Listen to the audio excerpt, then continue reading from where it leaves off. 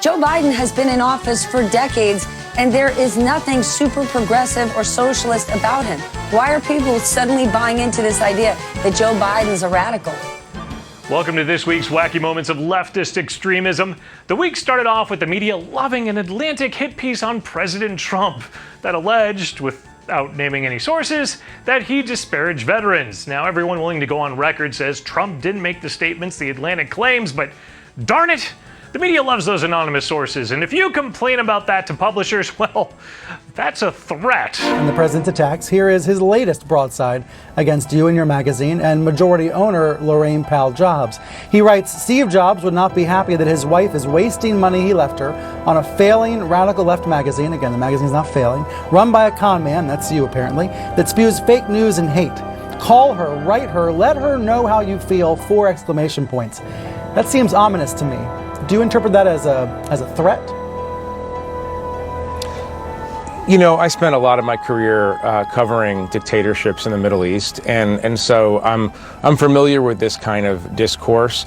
Oh, well, let's get ominous and threatening right out of the gate here. Please call Sandals Resort and let them know you don't want them to advertise on CNN's garbage programming. Now, if you ask nicely, I don't think that's a threat, but Brian might disagree. Do you interpret that as a threat? On MSNBC, they're in full Biden campaign mode. They just can't understand how Trump is polling better than Biden with Latinos. And Stephanie Ruhle, well, she's pretty annoyed about that. Joe Biden has been in office for decades, and there is nothing super progressive or socialist about him. Why are people suddenly buying into this idea that Joe Biden's a radical? Especially Latinos, when President Trump has said and done so many anti-immigrant things. One of the important points that I think gets missed by everybody is that Latinos are very entrepreneurial. Probably 1 out of every 3 or 4 families owns a business. So they do care about regulation, they do care about taxes, they care about their source of income and those items and issues that appeal to them. Oh, economic issues, real issues. Those things are important to voters. Imagine that. Well, according to MSNBC panelists this week, if you care about those things and you don't like socialism, well, you're selfish. You remember yesterday you guys talked about very briefly how Donald Trump is still polling very strongly among those who believe he will handle the economy better than Joe Biden, right? Even though the numbers are what they are, there is this sense that Donald Trump can, in fact, be the one to hold off the radical left, the socialists that Joe Biden is supposedly beholden to. So there's a sense in which the strategy, maybe, and I might be wrong here, kind of relies on these twin efforts, double down on grievance and fear, and on selfishness and self-interest. Yeah, why would you vote out of your own self-interest? I mean, you should be voting to harm yourself economically. Come on. You want to earn money and retire? No way. Unselfishness and self-interest. That many folk in the suburbs will not take the risk of betting on Joe Biden because Joe Biden and the radical left will jeopardize their economic well-being, their 401ks and the like. Oh, this gets better. That segment was brought to you by E-Trade. So please call and advise them on what's in their best interest not to advertise on. One thing we can count on is the mainstream media will look out for the best interest of those leftist candidates. Nancy Pelosi was brought on to AM Joy, where she was gifted a softball interview this week. Not one question about her illegal COVID closure-breaking trip to a hair salon. Instead, they just asked her to criticize Trump. Donald Trump, Speaker, he seems to want to stall this election. He is encouraging his voters to vote twice. He's making sure that you don't get the intelligence briefings live. What does that signal to you? What it signals is that he's engaged in fright and fear as usual. And what we're saying to people is do not pay any attention to what he is saying. Not only what he's saying, but don't pay any attention to what's happening to Trump either. The president was nominated by a member of the Norwegian parliament for a Nobel Peace Prize for his work on the Israel-UAE peace deal. So the network newscasts, well, they just completely ignored it on Wednesday. No coverage, none.